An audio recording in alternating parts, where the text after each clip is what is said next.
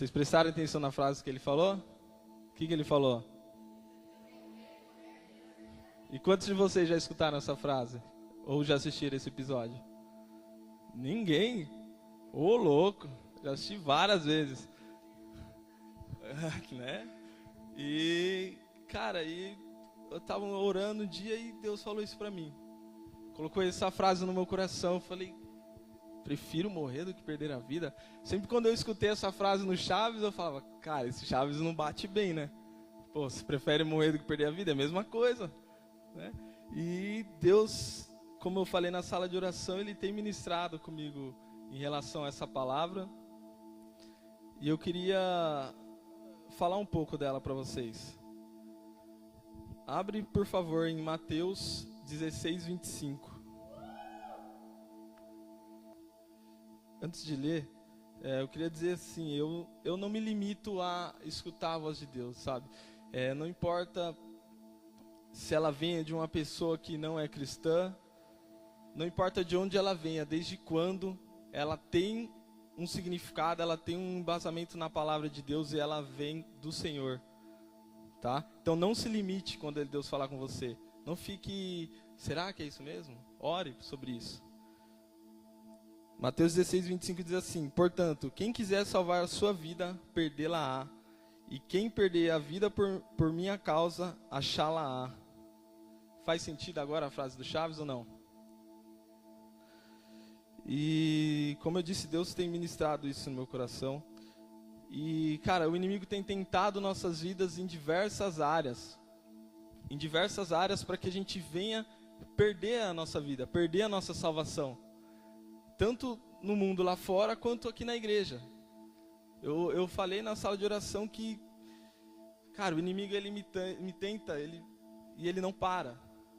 E eu falei, cara, eu não vou desistir, porque foi lançada uma palavra sobre a minha vida e eu quero que ela se cumpra.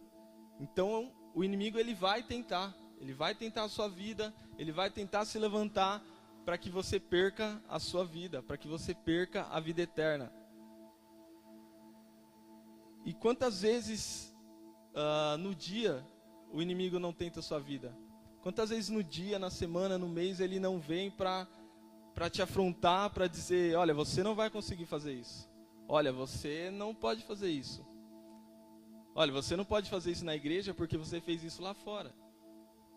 Então ele tenta de diversas maneiras tirar a nossa paz, tirar a vida que a gente tem. E a vida que eu digo é a vida eterna, a vida com Cristo. Então, o tema dessa ministração é: eu prefiro morrer do que perder a vida. O apóstolo Paulo diz que para ele viver era Cristo e morrer é lucro. Então, cara, é uma palavra muito forte. Será que você tem dito isso no seu dia a dia? Será que nós temos dito isso no nosso dia a dia? Cara, se eu morrer, é lucro. Eu quero é viver com Cristo. Eu quero que as minhas vontades morram. Eu quero que o meu eu morra. E esse louvor que foi tocado aqui, eu quebro o meu vaso, nada mais é do que eu entrego, eu quebro, eu coloco as minhas vontades nos teus pés. Eu morro para ti, Senhor, para que eu viva. Nós, como somos jovens, a gente tem muita coisa para fazer: escola, faculdade, trabalho, quer brincar, quer se divertir. E muitas vezes a gente acha que o tempo é curto. A gente fala, pô, mas não tenho tempo. Quando aparece alguma coisa aqui na igreja, a primeira coisa é, nossa, mais uma coisa. Então a gente precisa também administrar esse tempo, para que o inimigo não venha usar isso contra nós, contra a nossa vida. Amém? Abre Isaías 43, 25. Uma das formas que o inimigo também ele tenta tirar a nossa vida, a nossa paz, é trazendo coisas do nosso passado. Trazendo coisas que a gente fez no passado, trazendo coisas que pessoas fez no passado para nós, né? Alguém que nos feriu, alguém que nos machucou, ou algum pecado que a gente cometeu. Então ele traz isso à tona para dizer que nem eu falei, ó, você fez isso lá no passado. Será que você merecia estar aí? E isso começa a gerar dúvida na sua cabeça. Isso começa a gerar, pô, será que eu mereço estar aqui? Será que eu mereço fazer isso? Será que eu mereço fazer aquilo? E a palavra que eu trouxe hoje, ela fala sobre morte, sobre vida, sobre passado e sobre futuro. E eu queria ler Isaías 43, 25. Eu mesmo sou eu que apago as tuas transgressões por amor de mim, e dos teus pecados não me lembro. Ou seja, quando o inimigo chegar para você e começar a te acusar as coisas, você declara sobre a sua vida. Você fala para ele, fala, não, meu Deus, eu entreguei a minha vida para Deus, eu entreguei a minha vida para Jesus, e ele não se lembra mais dos meus pecados. Deus é tipo assim, você fala, Deus, mas eu fiz isso, ele, hã? O que você fez? Eu não sei, eu não lembro o que você fez. Ele não lembra dos seus pecados, ele esquece os seus pecados. A partir do momento que você entrega a sua vida para Jesus, tudo aquilo que você fez, tudo aquilo do seu passado, ele é limpo. E é isso que nós precisamos entender para que a nossa vida, para que o nosso futuro seja liberto. Toda obra morta que você desejava não ter cometido um dia, ela é 100% esquecida por Deus. E quando você aceita Jesus, ele limpa tudo aquilo que você fez um dia. Ou seja, mais uma vez, não permita que o inimigo tente nada sobre a sua vida. Lute contra isso. Quando a gente entende esse versículo, que Deus, ele esqueceu do nosso pecado, ele esqueceu do nosso passado, agora nós somos um novo homem, nós somos uma nova criatura, nós somos filho, nós temos vida. E quando nós entendemos isso, a nossa mente se torna limpa e começamos a nos enxergar como Deus nos enxerga. Ou seja, começamos a enxergar a nossa vida com amor, a nossa vida como filho, como herdeiro. E isso é vida. Não você ficar se martirizando, eu nem sei como fala a palavra direito, mas vocês entenderam. Sobre o que você fez no seu passado.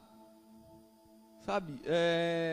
Viva uma nova vida. Viva a vida que Cristo deu para você. Essa oportunidade que Ele te deu. A partir do momento que você acorda, você tem uma nova vida. É uma vida que Deus te deu para você viver mais um dia. Amém? E quando entramos na presença dEle, temos a paz que excede todo o entendimento. É como se eu nunca tivesse pecado, é como se eu nunca tivesse usado droga, é como se eu nunca tivesse mentido. Então Ele esquece. Eu vi uma frase e o pregador disse que Deus é um péssimo pescador, porque Ele joga os nossos pecados lá no fundo do mar e, cara, Ele não vai lá para pescar, Ele não traz de volta. Então Ele esquece isso. E no nosso dia a dia, como eu já disse antes, o inimigo, ele tenta a minha vida, cara, de uma maneira que eu falei, cara, eu de pé, eu creio que eu sou muito forte, que eu sou muito importante para Deus, como todos nós. Porque quando eu tô caminhando, quando eu tô, cara, na pegada, o inimigo vem e começa a me tentar, começa a pôr coisas na minha cabeça, começa a querer destruir os meus sonhos, começa a querer fazer eu brigar com a minha noiva e querer desistir disso, querer desistir daquilo. E eu pego e falo, não, Ele me deu uma nova vida e eu quero viver essa vida que Ele me deu. Eu decidi entregar tudo para Deus.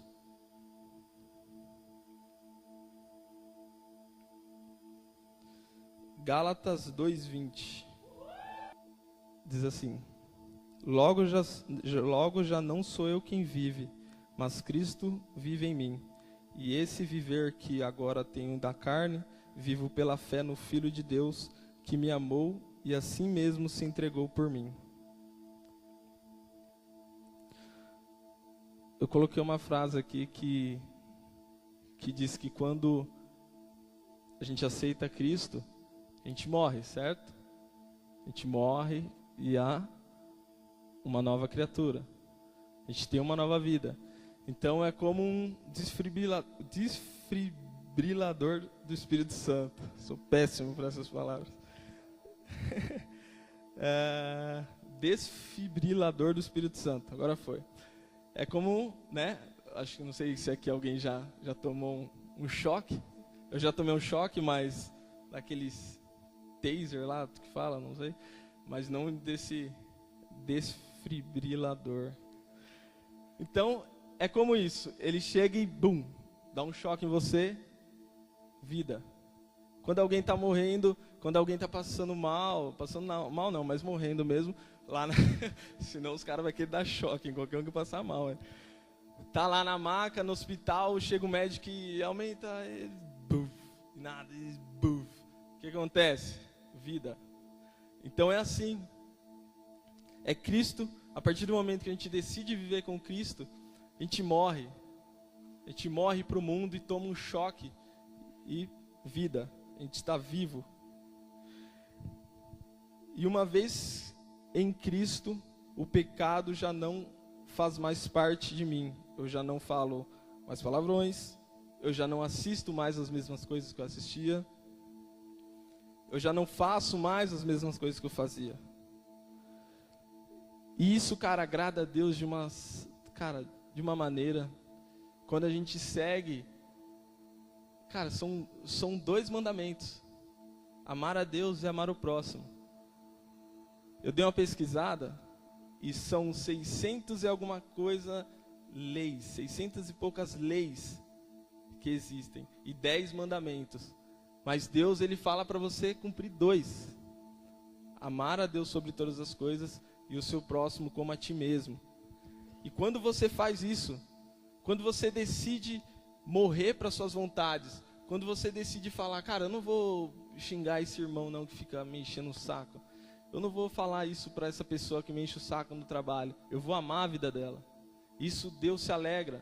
E Ele se alegra quando você toma uma atitude de amor, quando você cumpre os mandamentos dele, quando você cumpre aquilo que está nas Escrituras. E tem um exemplo bem bacana, que quando a gente faz a vontade de Deus, ele tem orgulho de nos chamar de filho. E não sei, a maioria aqui não sei se sabe disso, mas meu pai, eu perdi meu pai muito cedo, mas eu tinha uma foto dele na minha carteira, até um tempo atrás. E eu mostrava para todo mundo a foto dele. É meu pai, você conhece meu pai? É o meu pai aqui. E ele não teve a chance de fazer isso comigo. De ter uma foto minha na carteira dele e falar, esse aqui é meu filho, tal. E Deus, ele faz isso com você quando você cumpre os mandamentos dele, quando você cumpre aquilo que ele tem colocado na sua vida, então ele se torna um pai orgulhoso, ele tem orgulho de você. Então ele leva uma foto sua na carteira dele, e ele abre assim, e ele fala, Miguel, tá vendo? Tá vendo meu filho? Ele me ama. Tá vendo meu filho? Ele cumpre a minha palavra. Tá vendo meu filho? Ele faz a minha vontade. Aí ele fecha e guarda. Aí passa 3 minutos, ele abre de novo. Olha, tá vendo meu filho? Sim, Senhor, você já mostrou 3 vezes. Então, ele me ama. Ele cumpre a minha vontade. Ele faz aquilo que eu peço para ele fazer. E você tem feito o que Deus tem te pedido? Você tem amado o próximo? Você tem quebrado o seu vaso? Você tem entregado, derramado o perfume mais valioso nos pés de Cristo? Às vezes isso para você é algo simples, é algo como respeitar os seus pais, respeitar o seu professor. Não pense que é algo só extraordinário. Não, Ele quer que você entregue tudo. Tudo aos pés dele. Amém? Em Salmos 42, 22 diz que por amor a ti somos entregues à morte todos os dias. Então são todos os dias, gente. Todos os dias que a gente precisa morrer para que a gente viva. É todos os dias. E muitas vezes a gente não faz isso porque a gente acha que vai perder alguma coisa. Muitas vezes a gente, que nem eu falei, a gente tem algumas coisas na igreja e você fala, cara, eu sou assim, viu, em algumas coisas. Se eu pegar esse compromisso, eu não vou conseguir fazer tal coisa. Então, tipo, eu sou sensato para dizer, eu não vou pegar porque eu sei que eu não vou ir, mas também eu erro de não pegar porque, tipo, é o certo, pô. Você tá aqui por amor. E então às vezes a gente acha que se a gente entregar tudo para Deus, se a gente fizer tudo para Deus, a gente vai perder alguma coisa. Não, vou perder meu tempo, eu não vou conseguir ficar com a minha família, não vou conseguir ficar com a minha namorada, não vou conseguir jogar futebol. E a gente pensa assim. E eu queria contar uma história para vocês. A história do rei que perdeu o dedo. Alguém já escutou? Legal, é bom que ninguém escutou.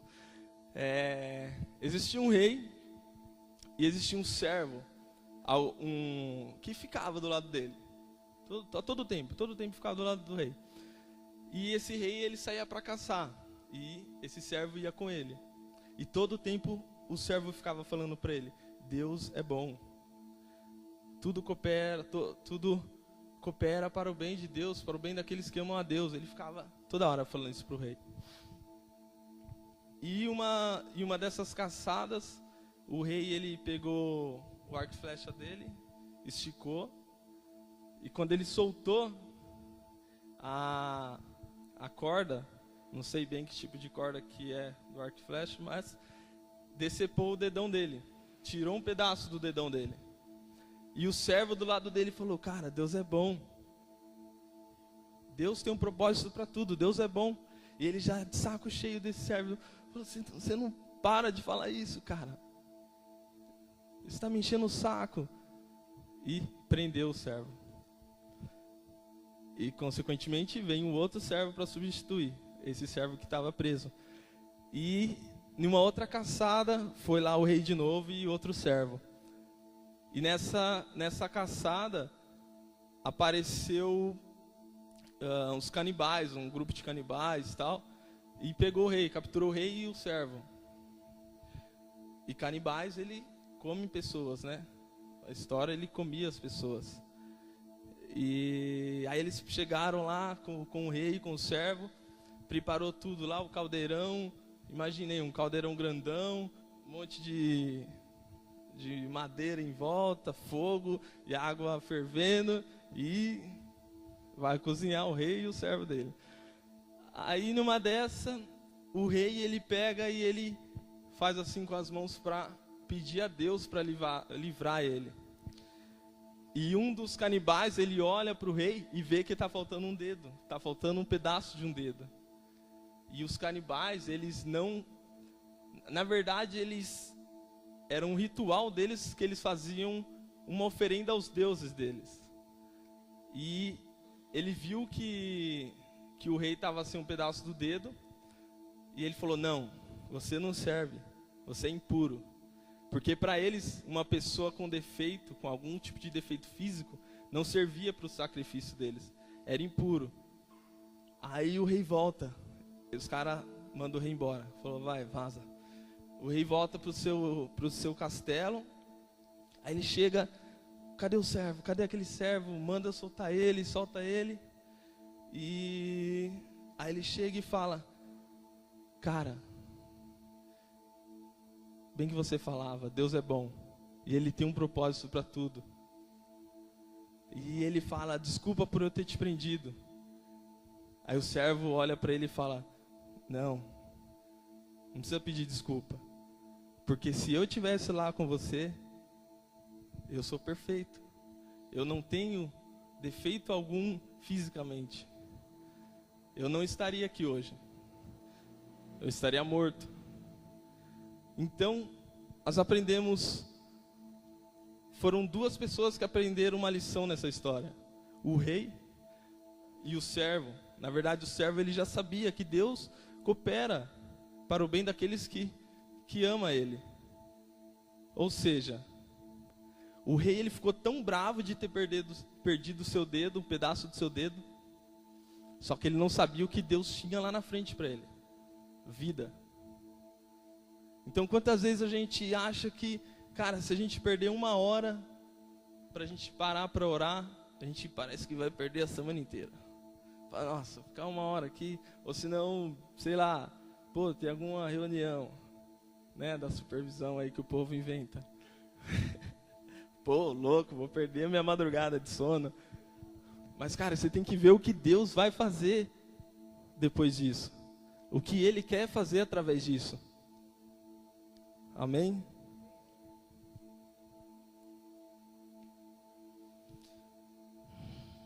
Eu tenho tido medo de aceitar a palavra de Deus com medo do que eu irei perder, como eu já disse. Muitas vezes Deus fala com a gente e a gente acha que, não sei, que nem eu disse, cara, eu sou aberto para ouvir a voz de Deus. E se eu pegasse e falava, cara, eu não vou falar disso, eu não vou mostrar esse vídeo para a igreja, né? O que eles vão achar? Cara, eu estou preocupado do que Deus vai achar. Então a gente precisa estar preocupado do que Deus vai pensar. Não do que a gente vai perder. Não do sono que a gente vai perder. Não da namorada que vai ficar brava. Não dos amigos que quer que você vá jogar futebol porque você é o melhor e fica te mandando mensagem. Né, Vinícius? O cara fica mandando mensagem para ir jogar bola. Então, gente, decida perder por Cristo. Decida perder a sua vida realmente. Decida fazer a vontade dele. Eu, como a maioria aqui sabe, eu era traficante, né? Apenas mais um aí, entre muitos que acham que estão levando uma vida boa. Eu já fui gerente de biqueira. E, cara, eu usava muita droga. Muita droga. Bebia demais. Saía sexta-feira de casa e minha mãe até falava, Deus te abençoe, se cuida, viu? Porque ela já sabia que ia voltar segunda-feira ou na terça. E eu saía, aí chegava na sexta-feira, 7 horas da noite, eu começava a beber. Falava, não, vamos beber. Aí chegava 11 horas, meia-noite, aí eu já estava meio bêbado. Aí eu falava, não, vou usar uma droga para me acordar. Aí ficava acordado, e aí usando. Aí chegava no sábado, da sexta, chegava no sábado, de dia, bebia. Aí chegava de noite, droga. E assim ia. A gente tinha um barraco de um amigo nosso, que era numa viela, e a gente ficava em frente à casa dele, e aí chegava de dia, a gente queria dormir, não conseguia, por conta da droga. E aí a gente começava a baforar. Aí baforar lança perfume, aí na hora que você ia ver já estava de noite de novo. Cara, eu lembro uma dessas vezes que eu baforando sentado, largado, sentado, e eu olhei pra cima, comecei a ver, cara, vocês verem, eu via coisas, eu via como se fossem mini demoninhos, assim, sabe? Nos fios, nas vielas, e tipo, eu olhava aquilo e falava, cara, é a brisa da droga, né? Falava pros caras, nossa, mano, tô vendo umas coisas ali, os caras é louco. Mas agora eu entendo que, cara, é algo espiritual. Sabe, era o inimigo tentando a minha vida ali. E por que eu falo isso, gente? Eu me afundei realmente, cara, era por Deus. Meu primo, quando ele foi na minha casa, né, a primeira vez que ele me chamou para vir para a igreja, ele já me conhecia. Eu acho que ele até meio falou, cara, vou chamar esse cara aí para ir para a igreja. E eu ia, eu tava nem aí. Tipo, eu ia pra casa dele, a gente jogava um game, aí ele, vamos pra célula. É a estratégia dele, né? Ele, vamos lá jogar um game? Aí, vamos. Aí ele, vai ter uma célula, vamos pra célula. Aí eu ia com dinheiro de acerto de droga no bolso. Eu saía daqui e, cara, não tava nem aí. E usava droga. E isso não só me afetou no meu passado, como me afetou no meu futuro. Isso trouxe uma mágoa, isso gerou algo dentro do meu coração que não foi bom. Durante muito tempo eu não conseguia falar o meu testemunho, não conseguia contar porque eu me sentia envergonhado e eu achava que, cara, vou falar isso daí pra quê? Tipo, os outros vão ficar pensando de mim. Tanto que, quando eu vim aqui pra igreja, eu tinha tanta vergonha do meu passado que o meu estilo de roupa eu já mudei na hora.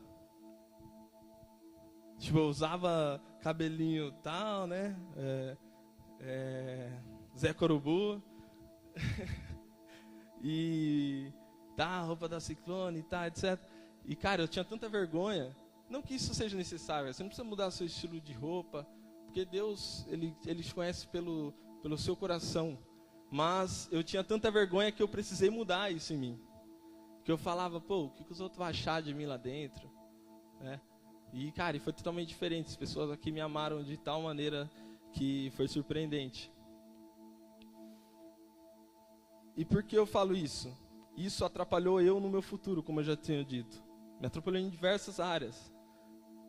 Graças a Deus, quando eu conheci a Isabela, eu já estava num processo bem avançado aqui na igreja. Então isso não me afetou com ela. Mas isso trouxe manias, isso trouxe pensamentos ruins sobre a minha vida. E tem muita gente aqui que ainda está vivendo uma vida na qual ainda não deixou o seu passado morrer. Então muitas vezes a gente vive o hoje, o agora, a gente está no agora, só que vive uma vida lá do passado. A gente traz mágoas lá do passado, a gente traz coisas lá do passado para viver agora. Desnecessário isso. Como a palavra diz, Deus, Ele, cara, já esqueceu do seu passado, Ele esqueceu dos seus pecados. A gente que fica remoendo, a gente que fica trazendo coisas para agora, para o dia de hoje.